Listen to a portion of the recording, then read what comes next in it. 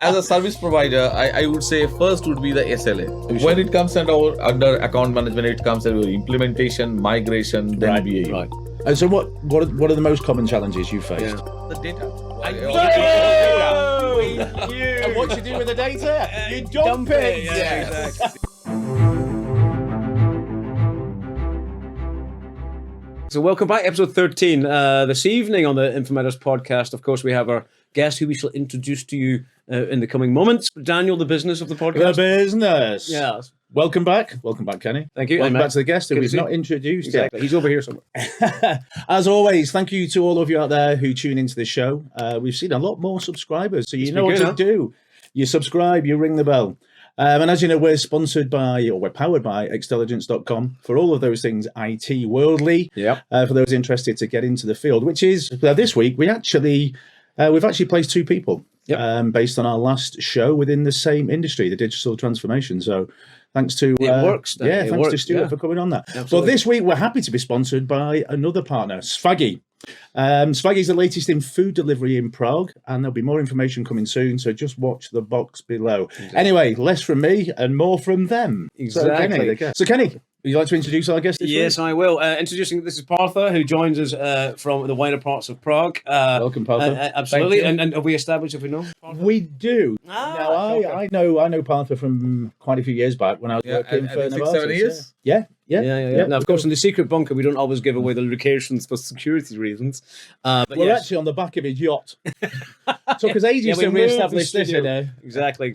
And part of this week is going to talk to us a little bit about service management. And of course, in the theme of the continuing theme of the InfoMatters podcast, we talk a lot about information, management security, and we've done the history, but of course it requires management delivery of that sort of stuff, Daniel, right? Yeah, so tell us a bit about yourself, Partha, and your role in service management. Yes, that is the area where we all are thinking about cybersecurity, but at the same time, service governance is the major critical part to continue or sustain your criticalities, or maybe the risk assessment, or maybe the patch management. This all give you or secure your environment. So this part is also very, very important when we are only talking about cybersecurity to implement something, architectural network diagrams and all. But at the same time, when you implement, then you need to have good governance around that so that you can get success. Exactly. And maybe one question is, how do you establish the basis or get started with that sort of stuff? How do you establish a service, and what are the contents within that?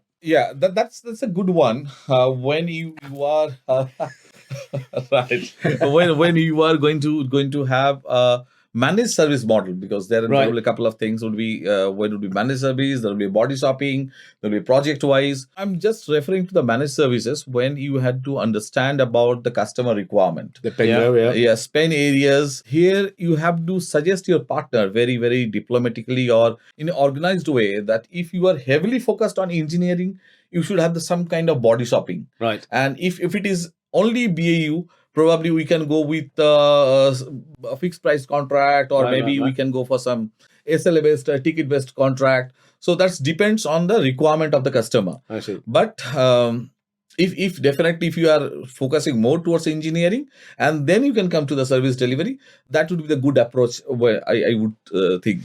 So you're quite commercially minded on how you and your business engage with customers. So that's also vendor management when you come into it. Yes. So it is a typical model you would have. So BAU for those out there is business as usual, right? Where you'd have internal staff looking after a service, yes, and then you'd have, say, equivalent to a SaaS, where you'd have a vendor looking after a service. Is that normal? Yeah, that can be captured as well. That can be captured to kind of augment that internal capability. Yes, that sort of stuff. Because I'm running some at the moment, and it's onboarding services. Yeah. So it's the full, into service now, the full snow. Yeah. So you've got your CMDB entries. Yeah, that is the pain area. CMDB. Oh, we know. Yeah. How long does it take to onboard a service? Never. That's true. SLA. Exactly. And I imagine when it comes to onboarding or embedding and onboarding, embedding, you know what I mean? Same thing.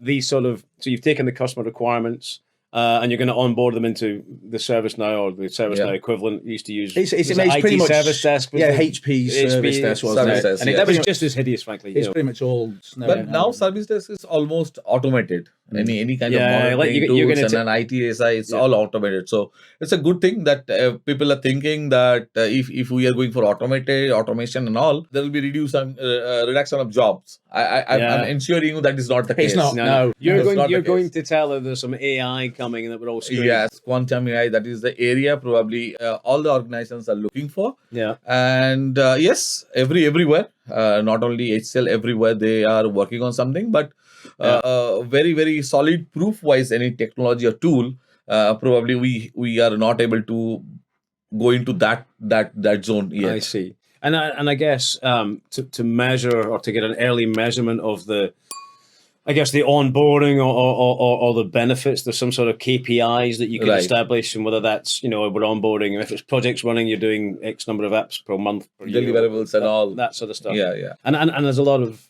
I'm guessing, not to answer the questions, I get in trouble for Ask that. them, Kenny, don't answer them. I'm sorry. Is there any dashboarding available for said metrics? I imagine. Yes, always. Yeah, There are several dashboard as per the we have to have a separate dashboard for CISO. Definitely that same dashboard we should not share with the senior management and other guys. So Right. We have Or to the have, paper boy. so we have to have some kind of dashboard where we can take at a glance that what are the things that are going on. And my favorite color is red. So if there is red, Favorite color, you absolute Yeah, weird. That means you can move the milestone and get paid another month. I see, because red means change request. Yeah. Tell the truth. Really? So no, red in the sense of I'm talking about the compliance part.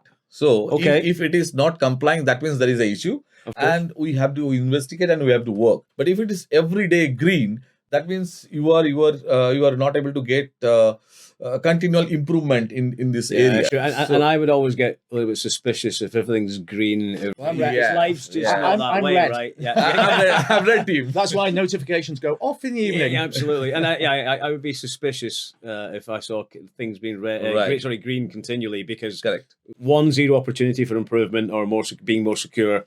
2, frankly, I just don't believe everything's just green. So, I mean, Partha, you, from a service management perspective, is your views more on the account management side of service management, or actually implementing it as a solution? When it comes under account management, it comes under implementation, migration, then BAU. Right. The entire things comes under that. Gotcha. So as we are operating. So you must have seen challenges when, migrating legacy CMDBs into ServiceNow. Yes. Every organization, whether it's pharma, automotive, or, old McDonald's farm. Yeah. And so what are the most common challenges you faced? The data. And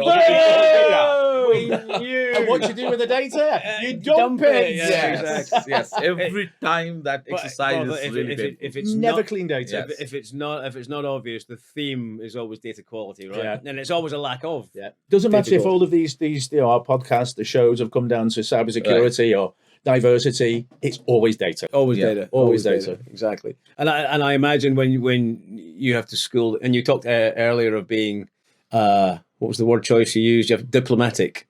How do you say diplomatically your data's shit? Yeah. Yes. Right. Exactly. Who's on the course? Your CISO. How's the data? Oh, it's brilliant. The maximum time that is happening, the customer is showcasing their CMDB or the Snow. It's accurate, but when you go into that picture, when you are actually working the ground level, you will get just really different. Several sheets are there, and it's very difficult to clean. And you mentioned, we've always been in front of all these tools. Is just in case ServiceNow want to sponsor us? Are they the kind of modern trend? Everyone kind of adopts them. Is that your experience, or I know there are other products on the market, but Snow's kind of the way. ServiceNow. Snow is good. Good, and I would say earlier days what we used to use Remedy and all.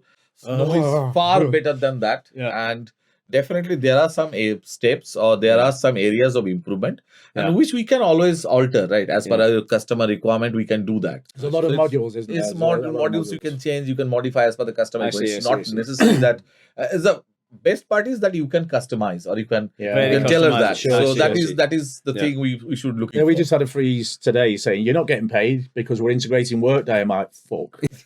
And if you've no experience with that, don't go there. Who are we bringing in to do that? Absolutely. And I was going to say crayons are better than remedy. See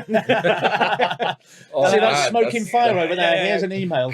Only because of the remedy, I moved on from the service management to cybersecurity. Service security. So another question: service security, cybersecurity. Yeah. How have you seen the focus in terms of delivery of service delivery, service management? Right. How have you seen the focus move towards ensuring cyber secure before delivering the actual service delivery part? Has that become key? It's a very, very interesting topic. When you were talking about cybersecurity and the ITSM, both are definitely a different thing. IT service model.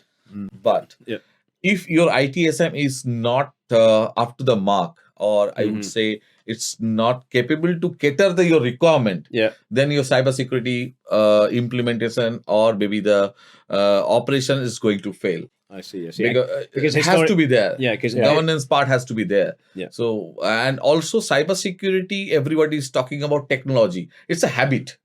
Right? It's a habit. Which is connected to the people. And of course, another theme of the podcast, data people, all and most risks within cybersecurity are down to human error. Yeah. And of course, my view is historically IT service models don't or haven't included cybersecurity, all that kind of stuff. So same as NIST2. NIST2, yes. That's what I think. 160,000 or mid-size or small organization has to go for NIST2 certification. So it's a. But aren't aware of the fact that we're already run out of time. So so within 1 year. Within 1 year, either they have to take a certification or they have to give a plan for within 1 year how you'll get the certification. That's kind of so by December. So it's the small organization. I would suggest Excellence also. To go into the market, try to find out the small organization and go for NIST implementation and this kind of stuff, because you have to create the framework once and then you have to map the organization over there. But do you see it as being something? Because I mean, I'm onboarding services, service management, working with solution owners, onboarding services. But the cybersecurity aspect is with a different team, and people, it's not made aware, whereas it should be hand in glove, saying these are measures we need to meet because the service compliance and the software and the middleware that it's residing on may not meet those requirements, which slows the project, which means the service they don't get onboarded. I think that's a gap within the cybersecurity side of service management. It's not onboarding the solutions. Onboarding the solution, that is really a challenging part. But now there were several tools in the sense of the Splunk, probably now Sentinel.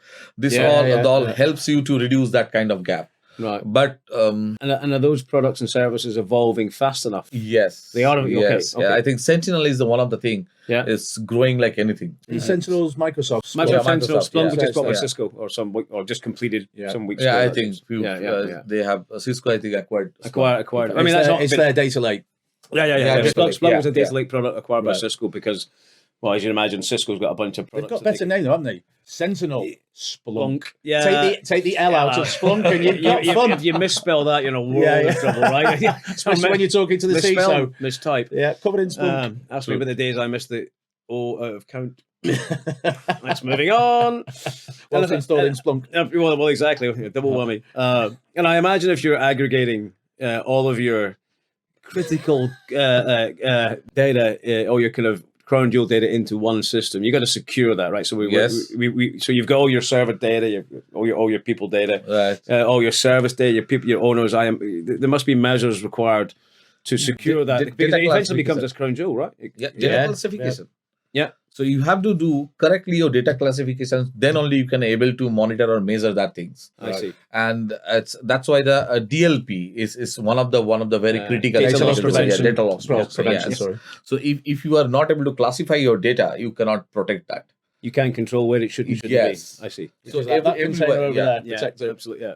Exactly. So that's why probably this kind of tool, DLP or micro-segmentation for maybe one tool called Guardicore. It's a micro-segmentation tool, right? I mean, we've been in some places where they had all of the... I mean, where we were before, who shall remain nameless, they just went, we'll have all of that and gave it to somebody. Guardicore, CyberArk, all that kind of stuff. So many things. Please make that work together. In fact, very important and very critical thing is identity access management. And it's depends. The entire security depends on over there. So if you are not that is able the to key. That's the first step in anything. Right.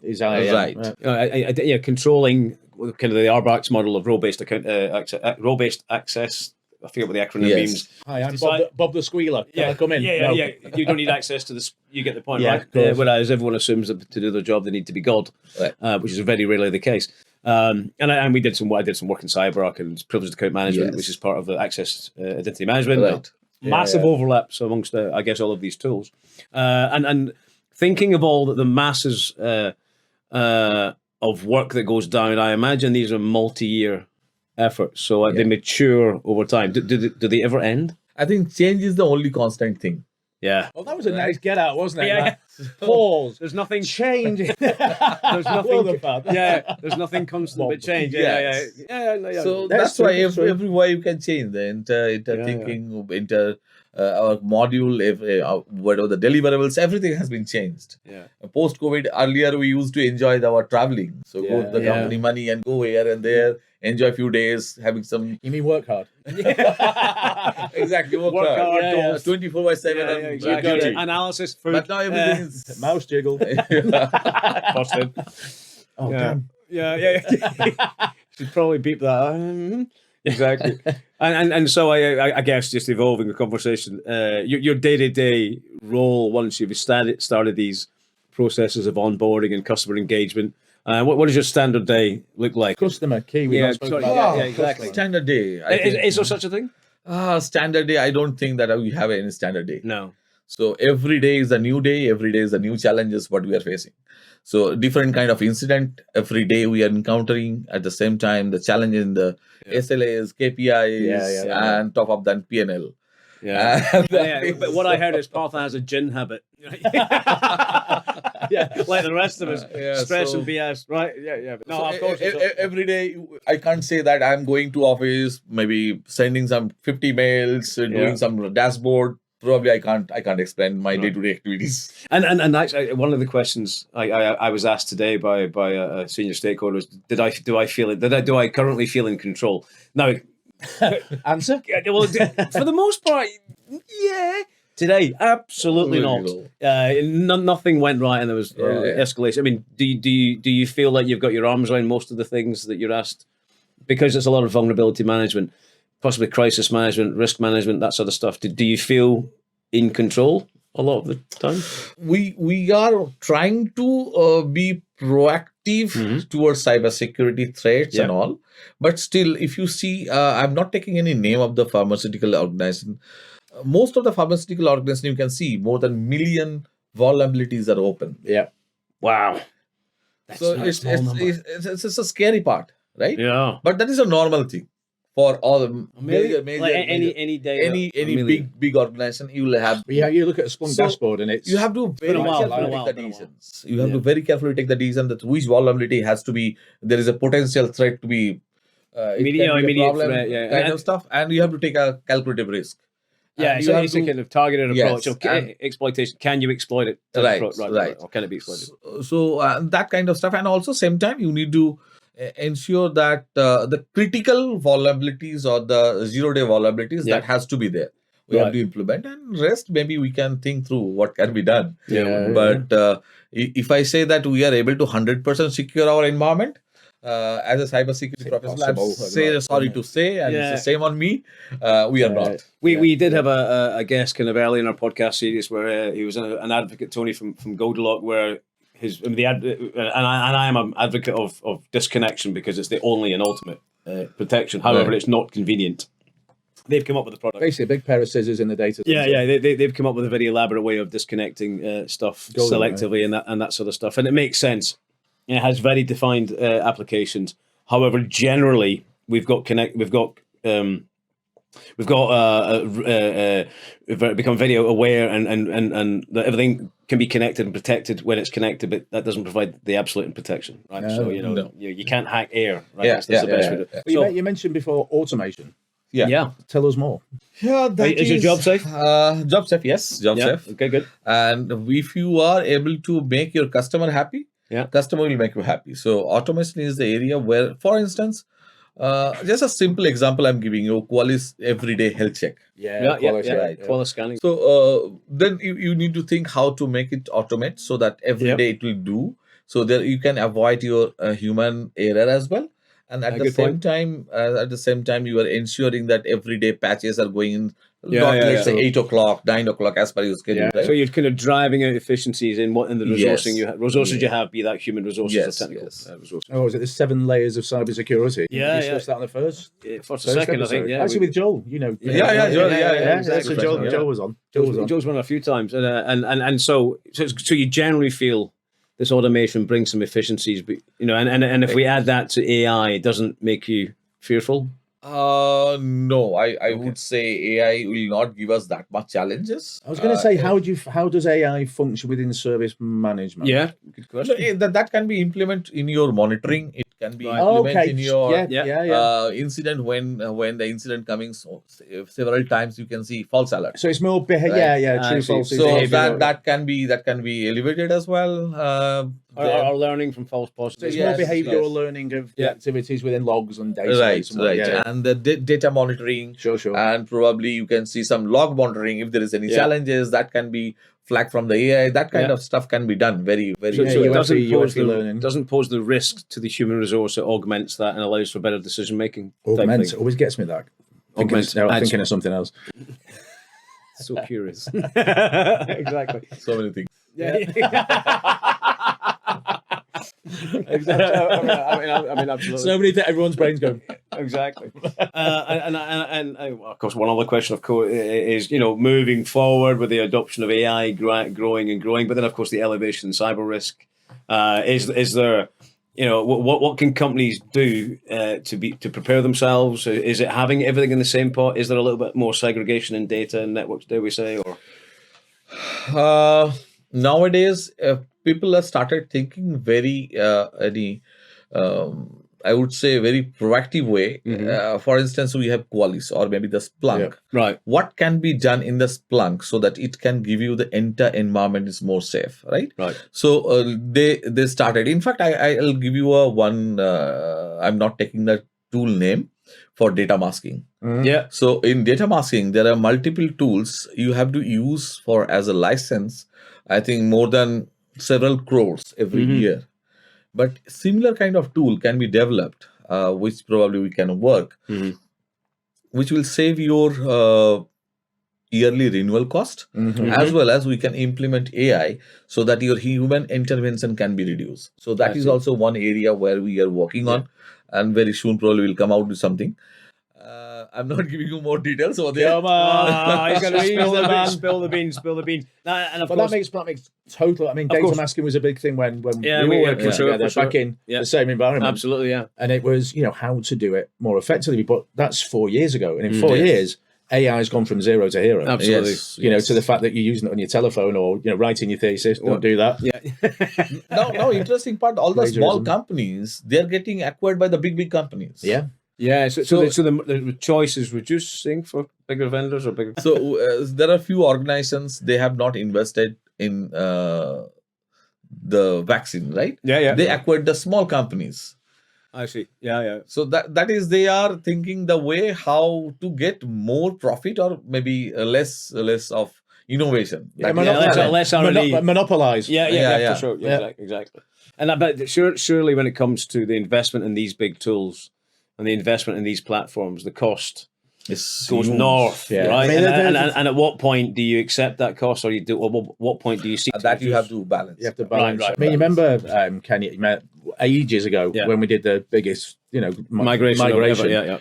We were looking at, vendor products. And, there was a migration tool set and it was like $7 million to the point that our leader turned around and said, let's build it in-house. Those days have changed. Now it's cheaper to buy a smaller operator than actually license it, Right. buy it. Yeah. And a lot of the, the firms or the software products we used in the same company we're talking about, Right. that was the case. A lot of companies from Israel are leaders in cybersecurity. Mazel tov. Yeah. And that seems to be the case. Things have changed so quickly. Yeah. The modeling has automation. changed, and certain companies that I'm aware I've worked with in the past, and even now I've got this kind of cloud first adoption where they own nothing and they pay operate. So it's not all an OPEX cost versus a CapEx. Somebody else is responsible for. Well, they're never absolutely responsible for the security because companies have to, if they're putting their data on their systems, they have to be scanned and qualified. And in doing so, the company, I imagine when it comes to cybersecurity, that's a very acceptable risk for so long as it's manageable. Yes, but you have to define manageable, right? So yes, because I mean, that is the area. That's why your leadership comes into the picture. Yeah, because they knows what needs to be done, how needs to be done, and what can be ignored. Right. That is the CISO's call. Yeah, and that's why they are surviving, right? So if it is ABCD, every guy can take the decision, then probably it could have been a problem. And CISO. He has to take that decision. But at the end of the day, we're discussing service management. So a service has to be up, has to be running, has to be secure, and it has to be stable. And all those we factors. comply with CIA. Yeah. So CIA or ICA, I know this. This is accountable, critical impact. See, I should know this, but integrity and availability. What you said. What you absolutely. All the people who knock on your door when you're in trouble. CIA or equivalent of, depending where you are in the world. Secret bunker. Any big token lesson? Any big ticket token lesson? Any big ticket lessons? Ticket lessons? Any big lessons? Let's take lessons. Yeah, that's what I meant. Yeah. Any lessons that stick out? I think technology wise, it's okay because every day there will be some in and out, there will be some compliances issue or maybe some tool issues. But major issues here in service governance is the communication. Boom. Interesting. Yeah. Okay. So the communication, when it has to kick off, when it has to go to whom, who will be the owner and who will be the approver. That thing probably every day, everybody uploading into their channel or maybe they're in Teams, whatever it may be, but nobody is following. When there is a P1, directly they're calling to the service owner. It's not the process they're following. You're not raising a ticket, the right resolver groups. That yes. I just did the resolver groups today. And does anyone get? I mean, I don't think. But no one learns. It's a learning curve that's never learned by. Yes. I mean, you've mentioned so it's human error from a cybersecurity perspective, and when it comes to service management or delivery, it's communication. Right. And it's it's like guys. Right. And does anyone get it? Especially in pharma, which we're all. There are so many careful who you mention it. Big brother's watching. I can see. So probably customer is happy because every time they can see the ocean is boiling. Yeah. But as per the process wise, definitely we need to give more training to those are working the. You tend to get the fleshy human response. Quick, call the boss or call it, and then they forget the process. Well, that's what pilots are for. Then you do a pilot with the VP. The VP goes down, you get shot, and then it all gets pear-shaped.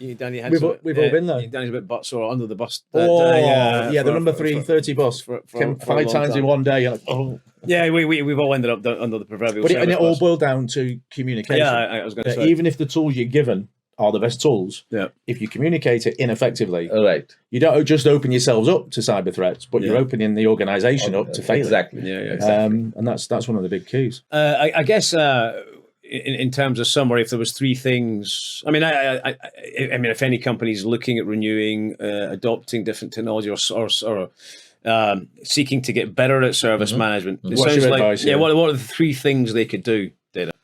Call you. Okay. Hire you. Go on, pay you. As a service provider, I would say first would be the SLA or the agreement. What we are going to what is everyone signing up to? agree with the customer. Second thing would be definitely automate your service desk. So it will give customer also some confidence and all. And there has to be some continual improvement path or plan. Right? So otherwise it will be the same BAU going on and on. You need to go for the CIP very, very, I think you need to plan it properly and as per the customer pain point, you have to implement that. So some areas probably we can do, it's good to have, but some areas it's necessary to have that. So we need to focus on that necessary to have, and then probably we can. Because no one likes change. Yes. And if you use the same pilot group for every single product you launch, they get seriously tired. Well, exactly.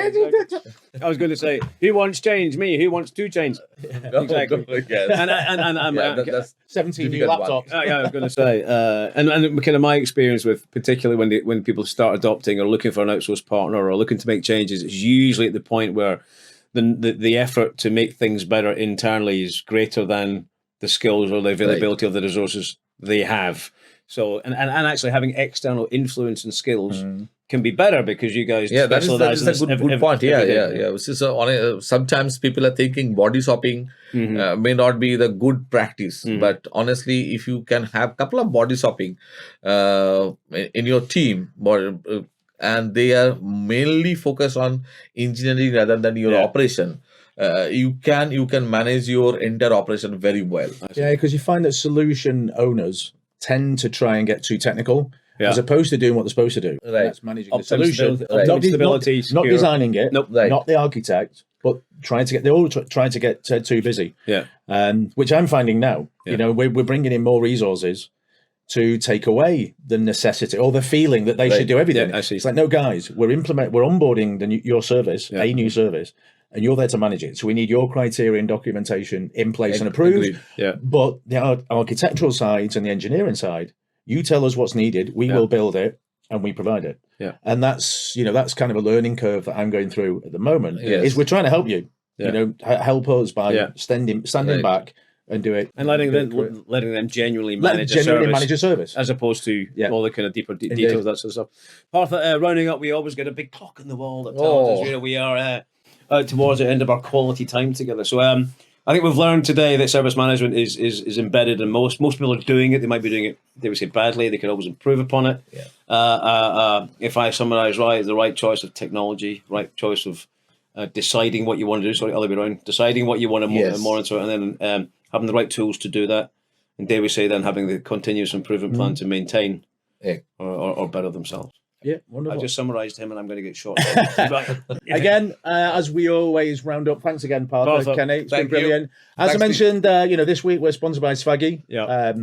The new and up-and-coming delivery service in Prague that's going to shake some bells and deliver some food to you. So watch this space in the coming months. Again, thanks to Xtelligence.com, who powers info podcast. I can't get it right. It's in the box below. In the box. Piddled hard in bub. It's in the box below. Anyway, it's good night from me and good night from Kenny. Bye. Good from Garth. We'll see you episode 14 soon. See you soon.